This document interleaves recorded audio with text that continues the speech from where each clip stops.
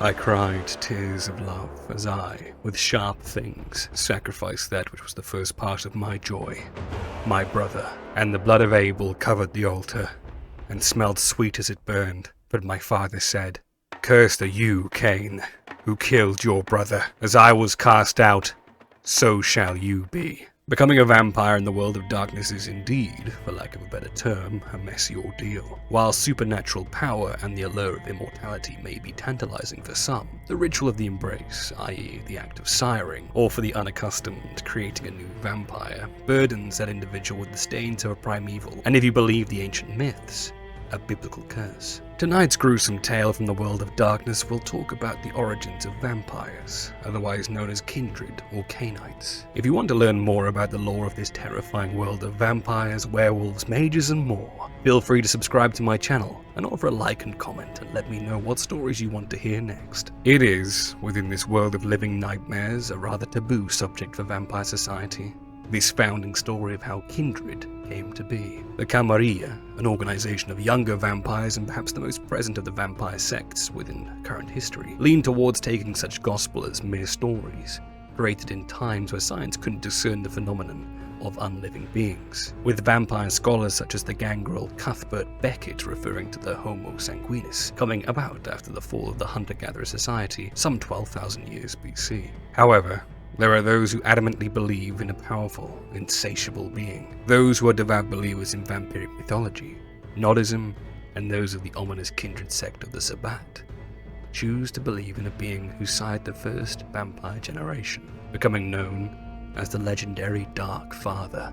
A man who, in his pursuit to service the Almighty, sacrificed all of which he loved, in a singular act deemed by God worthy of an immortal stain on his and all of his children's legacies. In this ancient world, it was foretold that this being was the progenitor of all kindred that came after, who took this horrific curse and spread it across the world, tainting the once mortal realm with a certain pestilence which dwells under the night skies and feeds eagerly on warm-blooded souls. So, who was this being? Why was he condemned to wander the land spreading his wicked burden? And why is his return so feared by those in the highest of ivory towers and the lowest of gutters? This is the story of Caine, the first vampire.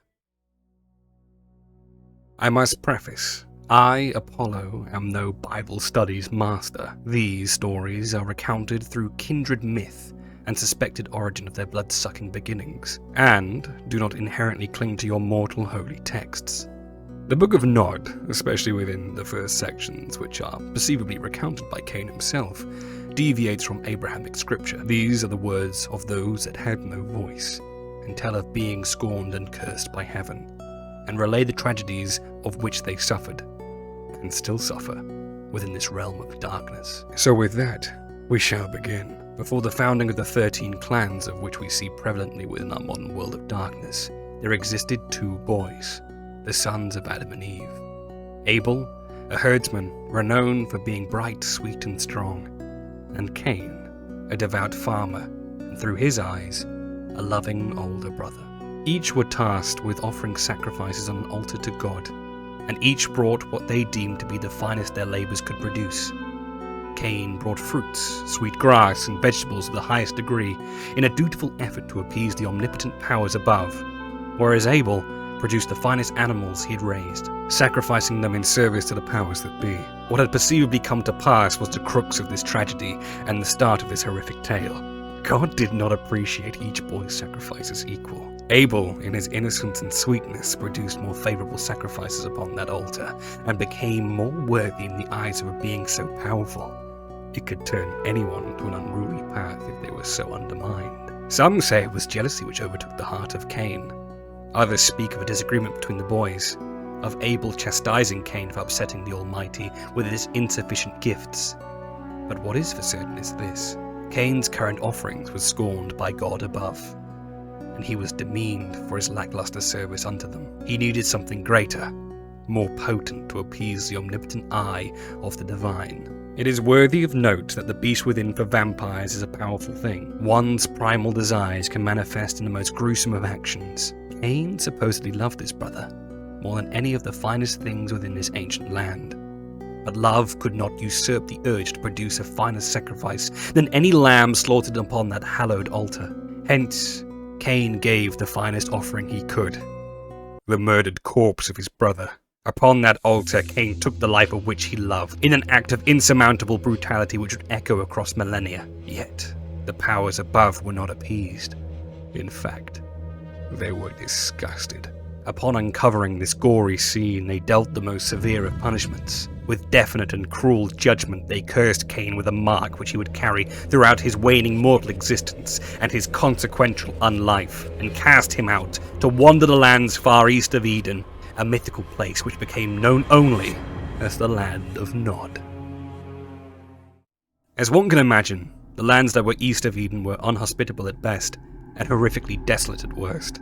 Caine roamed this land, burdened both with the knowledge of his transgression and the extent of his crime.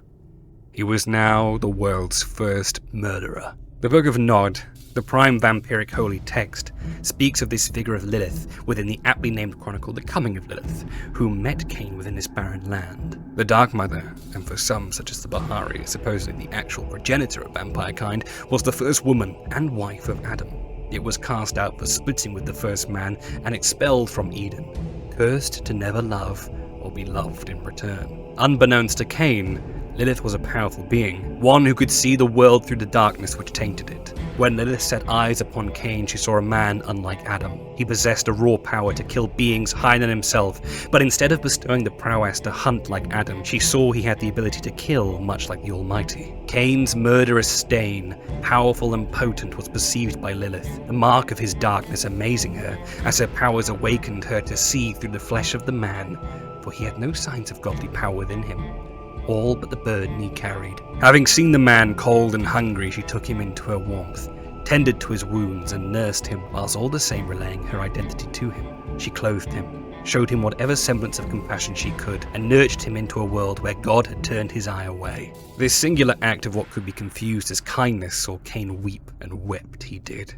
until blood cascaded from his eyes. Soon, their acquaintance within their dark and malevolent compact would thusly flourish into a love unsanctioned by the heavens above. These two banished creatures found some solace in their misery, and after some time, Lilith told to Caine of her power, the gift of magic. Seduced by his lust for power, Caine begged Lilith to bestow these gifts upon himself. Time and time again he pleaded, but Lilith must have foreseen the warning signs. However, Caine was persistent.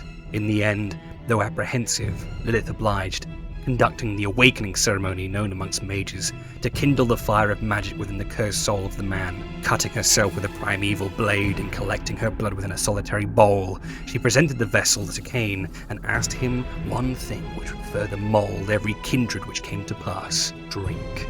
Upon consuming Lilith's blood, such transgression alerted the presence of 3 angels, each a messenger of the divine, whom had cursed the man and exiled him to a cruel fate of solitary wandering. Demanding that Caine repent, each angel challenged Caine's pride to answer for the crimes against Abel. However, Caine refused each time, yet the divine had more punishments to deal. The angel Michael cursed Caine and his legacy with the fear of his living flame and to suffer underneath its burning wrath. Raphael cursing him with the fear of the dawn, becoming unable to withstand the sun's smiting rays. And Uriel condemning Caine and all of his kind to cling to the darkness and dwell within it, and to be frozen in a perpetual state of death, with all that they touch withering away. After these punishments were dealt, Caine was visited by a final angel, the angel Gabriel, who offered a singular opportunity for redemption within a life scorned by horrific darkness. To be relieved of the beast inside of Caine and to find the light, Gabriel offered a way to redeem himself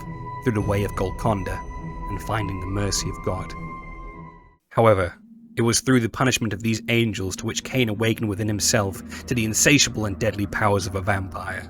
These were the disciplines of which we see within modern knights, with Caine first raising his energies to embody the powers of celerity, potence, and fortitude, with Lilith further nurturing the more magical supernatural abilities of obfuscate, dominate, and presence, and with Caine finalizing the apex of his powers by commanding protean, animalism, and auspex. These are powers which typify vampiric combat and prowess, each holding a certain skill, or power to either crush an opponent in combat, alter their body to befit any interaction, or torment another's mind through the terrifying presence of Caine's supernatural blood. As the first of his kind, the potency of Caine's vitae, his supernatural blood, gives context to the modern understanding of vampiric generations, which each vampire side after Caine supposedly diluting the source of this unfathomable power. These disciplines have grown and evolved over thousands of years after the cursing of Caine, and as such have come to resemble the main source of a vampire's power and their threat within the darkness of night. However,